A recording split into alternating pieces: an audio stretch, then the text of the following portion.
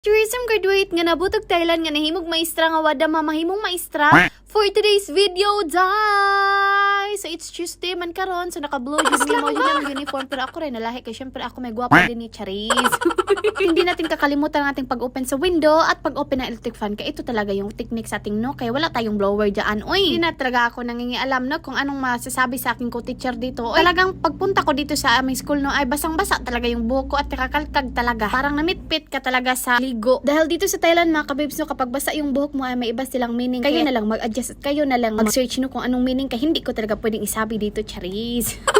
Para naman may gamit kayo dito sa aking pagbablog ba, Charis. Assignment ko yan kung anong meaning kapag sa yung buhok nyo pag lumalabas. Nahihiya talaga ako pag lumalabas gikan sa bahay no, kaya syempre alam ko na talaga no anong meaning paglabas basa yung buhok mo, kaya hinahayaan ko lang talaga. Uy, Chair!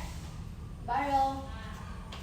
fast forward tayo mga kabibso, dahil nasa mood ako ay magmamap tayo doon sa aking floor kay kahapon ay glue stick baya kami naglugan-glugan kami, maraming nandikit-dikit doon, kaya kailangan talagang mapan kaya para hindi tayo ma-checkpoint doon sa ating room. At minihiraman ko talaga yung kaboardmate ko no, dahil yung isa talaga ay hindi kami magkaintindihan doon, kaya naningguro talaga akong huling dito kung anong magagamit ko, kaya ito hindi ko alam kung ano ito, kaya nilagyan ko ng marami. Yun pala ay nako pastilan mga kabibs, hindi ko alam na sabon pala yun sa plato. Yung daw ni na ginagamit ko ay naubos na pala ay nakaubos. Sakto mga kabibs, pagpasok ko dito sa room ay dumating yung mami ko, nakalawang mami ko, Charissa na Sana, ay binigyan na naman ako ng maraming donation na damit. Oy, siguro nasusumula na siya sa aking balik-balik na damit, Charis. Balik na tayo sa ating gawain mga kabibs na syempre nagmamap ako mga kabibs, nilagay ko talaga ng marami na sabon doon. Kaya ito nagsisisi na talaga ako, ba't ko pa nilagyan tubig na lang sana, hindi pa ako magbalik-balik ugma. Yan ang napapala mo babes, dahil hindi ka talaga tanong sa kaniya kung ano ba talagang sabon na to, paano magtanong, hindi nga kami magkaintindihan. Kaya ulit-ulit talaga kukuha-kuha ng tubig mga kabibs, kay kung hindi talaga natin yun banlawan ng maraming tubig ay maglagkit talaga yung floor, kaya yan yung napapala mo, day. Pati yung bugan ko sinisingot sa iyo.